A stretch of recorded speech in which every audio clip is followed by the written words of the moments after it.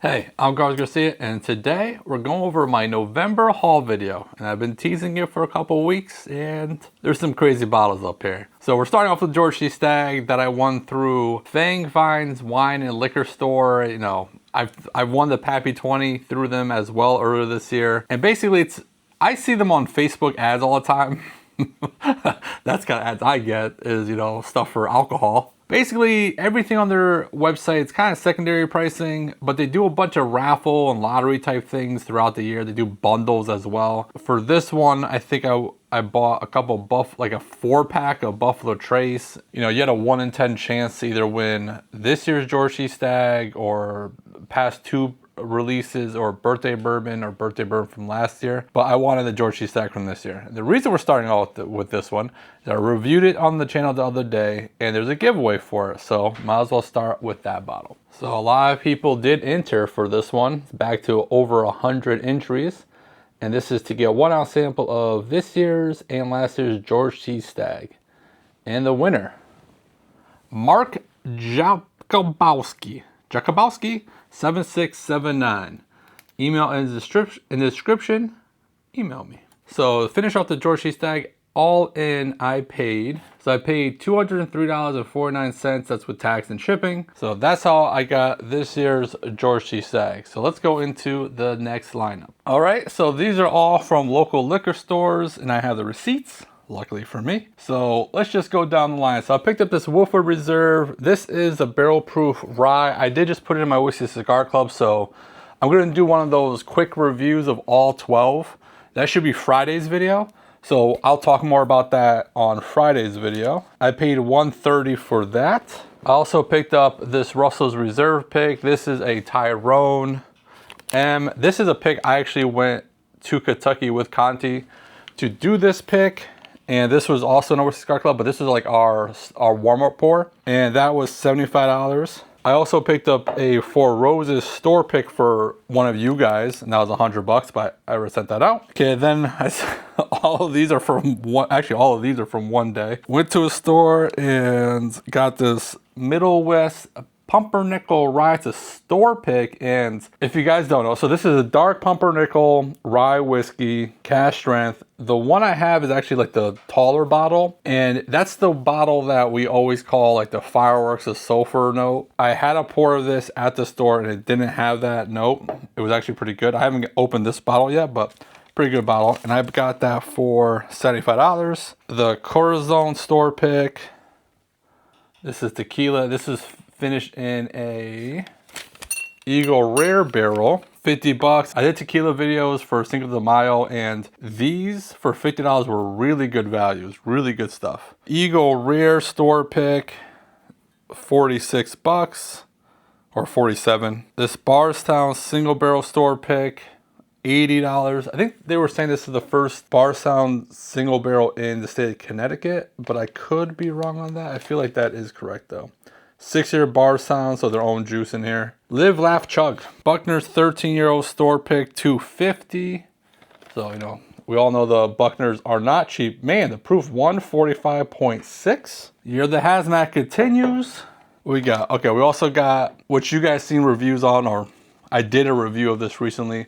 The Angel's Envy Cask Strength. This is this year's version. Picked that one up for $200. And a Midwinter's Night Dram, which was in the same video as the Angel's Envy. This is this year's as well. And I got that for $120. And you'll see that bottle up here again, and I'll talk about why when it comes back up here. I also picked up this Rare Character store pick, PLT 060, 10-year, another hazmat bottle, 140.5. And this was $125. And I got lucky with this bottle. So I went to this store. They did like a whole, you know, Tater line, wake up early, go wait in line to get these bottles. And so I didn't do that for this bottle. I just happened to go into the store and they had 2, I guess, that people never came and picked up. They were holding 2, I guess, for people. I just got lucky that I went to the store and they had 1 just sitting on the shelf. Didn't have to wake up early for that one, but not like I don't. So that's this lineup. We'll get into the next one. All right, so now we're into the next lineup, and I squished these all together to fit up here because there should be only one lineup after this one, the crazy one. All right, so I picked up this old line No one played Navy as a kid, Army edition. And this bottle I got right before I went on my trip to Phoenix and Dallas and forgot I picked it up. And I'll say that again in another bottle soon. But this was $80. I think shipping might have been included in that, but it's $8 total. A local store had, you know, I stopped there all the time, and they had this bottle I've never heard of, and I haven't got into it yet. Midden Mill Bourbon Nevada Straight 4-year non-chill filter. That was $41, so I was like, you know, why not? Let me try that out. See if I could find some good value bottles for you guys. And then I picked up this Chattanooga Bottle and Bond. That was $60.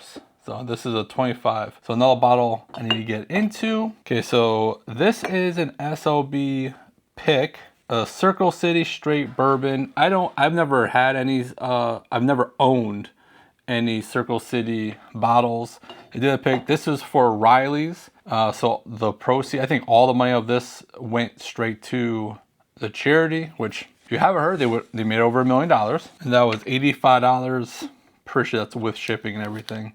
And another SOB pick, this Jimmy Red Private Selection Sweet Mash. And that was a 111, and again, that's with tax and shipping and everything. Speaking of SOB and Riley's charity, Bourbon and Balls did a like warm up, the prep rally for the big event, and they raised, you know, like $8,000 or something like that.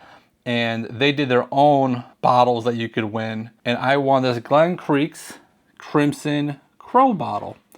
So that was what I won through their lottery. I didn't win anything through the Riley's lottery, but all three of these are my Whiskey Cigar Club, so I'll be talking more about this in Friday's video. My wife, who's an enabler, even though she yells at me that I have too many bottles, she sent me pictures from Costco and was like, hey, do you want anything from Costco? They have the new Knob Creek Cash Strength bottles, and this is 127.6. I've had a couple of samples of multiple batches of these. They're phenomenal. So I haven't tried this one specifically yet. And this was $52.49. And then she's like, oh, they have this bottle, Midwinter's Night Dram, for $109. And it is a different scene. This is Act 13, Scene 13, which the other one I have is Scene 11. Even cheaper than the other one I got, 110 bucks. I'm happy. I just looking at it just now, realize that's a different scene, so it's not the same exact bottle. So I'm actually happy about that I have two different ones. All right, so then my buddy Jerry, he's throughout all the time is always like, hey, you want this bottle, you want this bottle? Then he just shows up to Whiskey Cigar Club and has a box for me, and I'm like, are those for me? He goes, yeah. I was like, how much do I owe you? Because I don't half the time I don't remember these bottles. So the three of them together were $330. So we'll just go with 110 on each one, even though I'm sure that's not exactly how it came out. We have this Marvelous Night for a Moon Dance Public Barrel, 116.8 proof. It's 13.1 years aged. So a good age statement. Distilled in Georgia. Very interesting. Pretty old for a Georgia whiskey. He also picked me up a Rare Character. This is a local liquor store, local. It's about 45 minutes away from me. Another PLT 027, not hazmat, shocking, but another 10-year age statement. I love these Rare Characters, so I definitely pick them up as I can. And then this is TYP Select 9-year-old bourbon whiskey, 55%. Take your pick liquors. I don't know.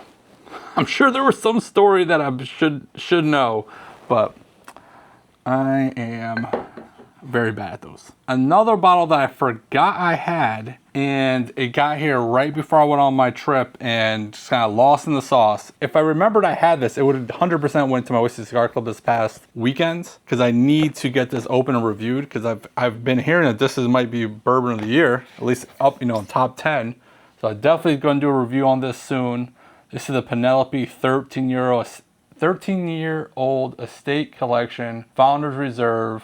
And I paid with shipping and everything because my buddy Josh got this for me. I think it was like $230. Yeah, $230 with taxes and shipping and everything. What I did find out is I don't have the Penelope Omega that I thought for some reason I got both these together. So I gotta reach out to my liquor store. Hopefully they still have one. All right, there's actually gonna be another lineup after this one. I couldn't fit the other 6 bottles up here with these, so there'll be one more. I'm not 100%. I'm too lazy to go look. But if I said I got this last month, that's fine. I got this in a trade. I know I reviewed it this month, and I'm pretty sure I got it this month, but I got this in a trade with the Knob Creek 21. He also threw in some extra money. But if not, I'm pretty sure I did get this month. But this is this year's Russell's 13. Things I know for sure I got this month. All of these I got on my trip to Phoenix. So my buddy Jesus brought me around liquor store hopping, and he brought me to all his little honey holes. And we went to a place called Star Liquor and picked up this rare character. Again, another rare character up here. And it's a funny Tater sticker, K13006. 6-year one, Arizona Bourbon Society. And you got to hang out with the liquor store guy. He was a lot of fun. Also picked up a Westward Single Barrel Select. And I think we did get to try this while we were there. I'm pretty sure we tried both of these while we were there. We tried a few different samples. So the Westward was $70. The rare characters look about $125. While we went to Magnum Cigar, and it's like a lounge speakeasy whiskey place. I picked up a Elijah Craig Barrel Proof Rye, the A925, I believe it is. That got destroyed in shipping, so I do not have that. Unfortunately, I'm going to say that about something else soon. So I was going to compare that to the Bottle Your Own Barrel Proof Rye that I did at Heaven Hill, but can't. But I am hopefully getting that whenever it hits Connecticut, because Connecticut's not getting crap anymore all of a sudden. So that was fun hanging out with Jesus and bringing me to a couple of different liquor stores. In that Magnum place, like the cigar lounge part, they had like a huge liquor part that you can drink. Great pours. And then you guys hopefully have seen my collab video with Peter from Whiskey's A Journey. And while I was out there, before I left, he was just like handing me bottles to take. These 3 were gifts from him. So this is a Westward Finish and Smoke cask, which I'm pretty excited to get into. A Delbach Ode to Isla, which I think I've had a sample of this before. And a Spadeborn 15-year-old, which it had a box, but the box got destroyed. So who needs the box? Now let's get into while I was out in Arizona. So my buddy Bob, which was the same guy that was in the shooting video, the gun video, if you haven't seen that one, he took me out to Prescott, Arizona, which is basically like a old-timey whiskey place. Everything's like from the 1900s, very cowboys. There's a place, I forget the name of it, that has like a bar that's been there since like 1900, and like the actual physical bar top. And I guess the place was catching on fire, and everyone just brought the bar top out, like that physical bar, and it's been there for a long, long time. This house I'm sitting in is built in like 1904. So when everyone was over there was like, oh, this is haunted because built in like 1910, I was like, every house on my street is built like in 1910. They're just regular houses here. So it was funny. But we had a great time out there. While I was out there, I had a friend reach out to me and say, hey, you need to go to this bar, which we obviously went to, and you should contact my buddy who has a bunch of bottles for sale. So I reached out to this guy and I was like, what's your pricing like? And he goes, we'll both feel good about it. I'm like, all right, we'll see. Well, went to this guy's house, he actually had his stuff in a climate controlled storage unit. Went over there. I bought 11 bottles and he threw in 2 free ones. So we're gonna go over all 13. We're gonna talk about all 13. And all 13, I'm gonna go over the price right now because I'm not gonna individually say the pricing I paid. All 13 were, I don't wanna say the price. I don't want to get anyone in trouble. All I'll say is that I paid above MSRP but below secondary. It was a good like in between for each of these. So I felt good about it and he felt good about it. I felt very good about it. I don't feel bad about any of it except for one problem. Besides Elijah Craig Barrel Proof Rye that got smashed in shipping, my Stagg Junior Batch 2 also got smashed in shipping. So when I picked up the box and it smelled like bourbon, I knew something bad was about to happen when I opened it. So happy it wasn't like the Coy Hills, but man, I was really excited about that Stagg Junior Batch 2. So that is a casualty of, you know, the things we do sometimes. So anyway, so let's get into these bottles. All right, so to complete my rainbow of the Wellers, because I've never owned a single barrel, I finally got one. So now I can finally do a review of all the Wellers and see which one's my favorite. I picked up a Russell's Reserve 13 Batch 1, which I did talk about when I reviewed the other Russell's 13s. So very excited about that. I did own this at one point. I'm pretty sure I've owned all of the Russell's 13s. Maybe I might have missed 2 or 3, one of those, but I've been pretty lucky at getting them over the years, except for this year where I had to trade for one. Connecticut's getting worse with their allocations. Okay, so these two are both Coy Hills from 2021. They both say 2021 right on the neck. This one's 139.5 proof, and you know, the neck was 2021. It's funny because this one's exactly 140, so it's exactly hazmat. 2021 special release right on top.